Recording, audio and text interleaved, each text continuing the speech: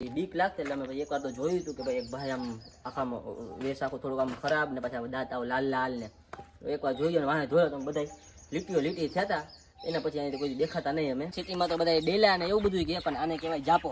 જાપો આવી રીતે બને, તમને ખબર છે કે ભાઈ શું કાંટા બધા ભેગા કરે ને લાકડા આવે આવી રીતે જાપો બને. જો તમે જો આખો જાપો, કારણ કે તમને સિટીમાં ક્યાંય જોવા ના મળે એવું બધું. હું અત્યારે આવી ગયો છું ગામના પાદરે. તો આ થોડીક અહીંયા પાણી છે બરાબર, એ બધા કપડાં ને એવું બધું ધોતા હોય ને આ છે ચકલાકર, જો તમને દેખાતા જ હશે. અને આ છે આ બધી ગાયું પાણી પીવા, ભેંસું ને ગાયું બધી. આ આપણે આવી ગયા છીએ ગર્લ્સ સ્કૂલ. આ ગામડું છે, તો આપણે સિટીની જેમ એમ નહીં કે બોய்સ ને ગર્લ્સ ને ભેગા બે એવું અહીંયા ના હોય. હવે મેં તમને બતાવી એ છોકરાઓની સ્કૂલ હતી અને આ છોકરીઓની સ્કૂલ છે. છોકરીઓ અહીંયા બધી ભણતી અને છોકરાઓની વાં હતી. એનો મિત્રો તો હું અત્યારે આવી ગયો છું આ બાલમભાન બકાલા માર્કેટમાં. તો આ બધી આખી બકાલા માર્કેટ છે આપણી.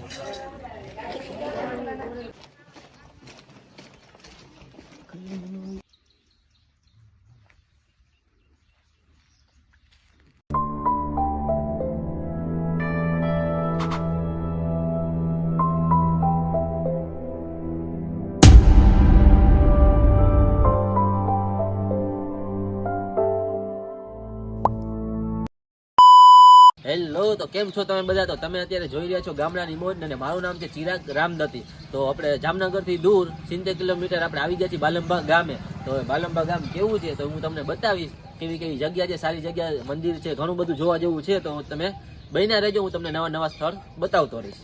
હેલો મિત્રો, તો હું અત્યારે આવી ગયો છું મારી જૂની સ્કૂલે. અત્યારે ડેવલપ થઈ ગઈ છે, પહેલાં એવું કાંઈ હતું નહીં. તમે જોઈ શકો છો કે સામે છે ને જે છે ને મેઇન ગેટ દેખાય છે ને એ હોલ છે મોટો, ત્યાં પ્રાર્થના ને એવું બધું થાય. અને એની બાજુમાં છે ને મેઇન ઓફિસ છે, એની આ બાજુ બધા ક્લાસીસ છે.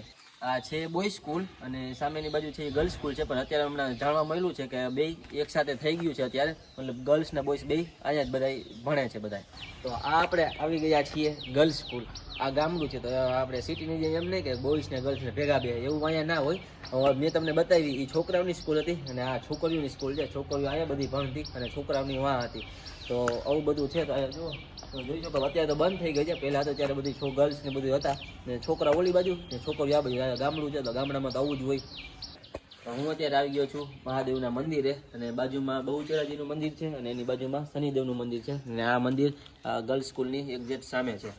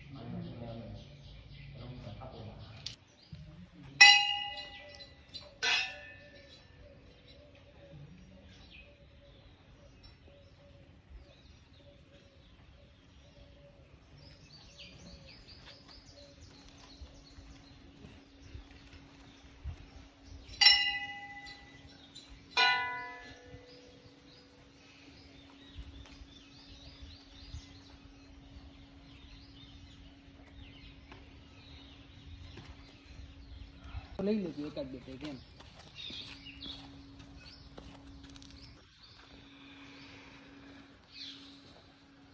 રાઇડિંગ કરશે ક્લર કરે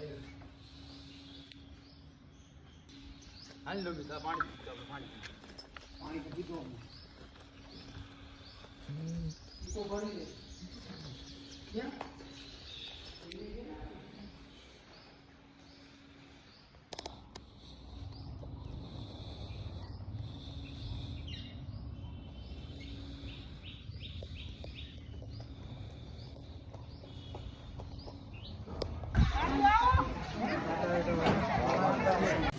એનો મિત્રો તો હું અત્યારે આવી ગયો છું આ બાલમભાન બકાલા માર્કેટમાં. તો આ બધી આખી બકાલા માર્કેટ છે આપણી.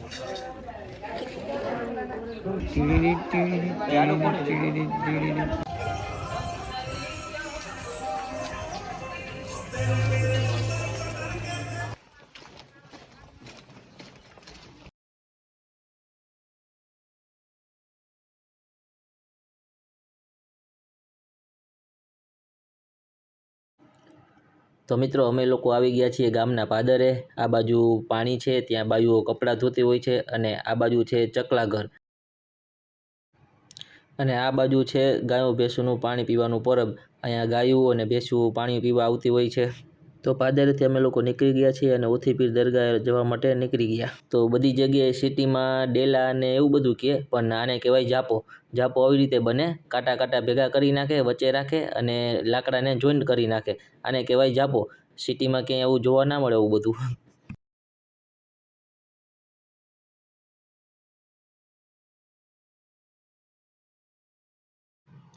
તો અમે લોકો જઈ રહ્યા છીએ ઓથીપીર દરગાહે. તો ઘણું બધું ચાલ્યા બાદ ફાઇનલી ગેટ આવી ગયો છે અને રસ્તો પણ મળી ગયો છે. અંદર પણ ઘણું બધું ચાલવાનું છે હજી. અને આ બાજુ જો મસ્ત ખેતર છે અને એની બીજી સાઈડ પણ ખેતર જ આવેલું છે. તો અમે લોકો જઈ રહ્યા છીએ અંદર અને ખેતરમાં ચાળીઓ પણ છે. તો આપણે એમને પણ વિડીયોમાં લઈ વળી ખોટું લાગી જશે. અને રસ્તામાં બોરડીના ઝાડ પણ છે અને ભેગા કૂતરા પણ છે.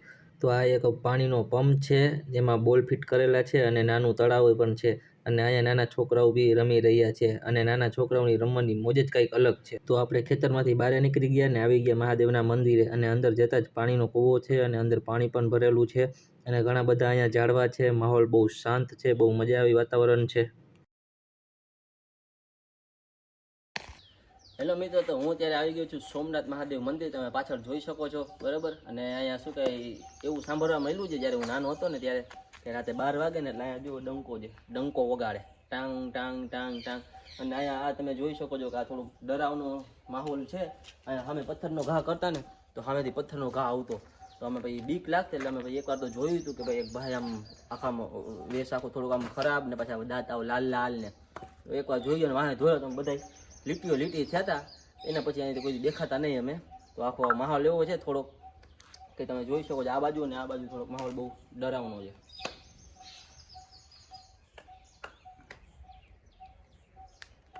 હેલો, તો અમે આવી ગયા છીએ તળાવે.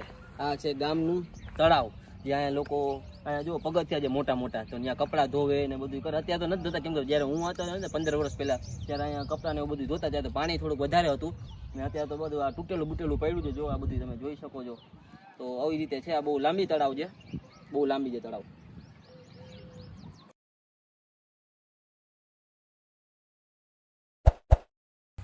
હેલો મિત્રો, તો હું અત્યારે આવી ગયો છું કૂવા પાસે. તો આ ગામનો એક એવો કૂવો છે કે ગામની બધી બાજુ અહીંયા પાણી ભરવા આવતી ને અહીંયા શું કહેલું ઓલું જો ઓલું ચકેડી આવી રહી ત્યાં દોરી નાખીને ડોલ બાંધીને કૂવામાં નાખતા ને પાણી ખેંચતા. ખબર છે જૂના લોકો અત્યારે 10 વર્ષ 15 વર્ષ પહેલા કેવી રીતે બધા પાણી ભરતા ને બધું અહીંયા કપડા ને બધું ધોતા બધું કરતા. અહીંયા તારા માટે તો હું કરી દઉં.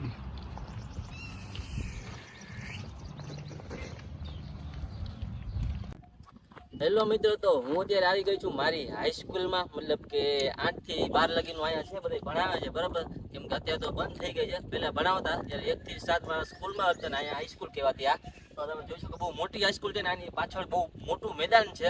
તો આ ગામને આવતા બાલંબા સ્ટાર્ટિંગમાં આવી જાય છે આ હાઈસ્કૂલ મોટી.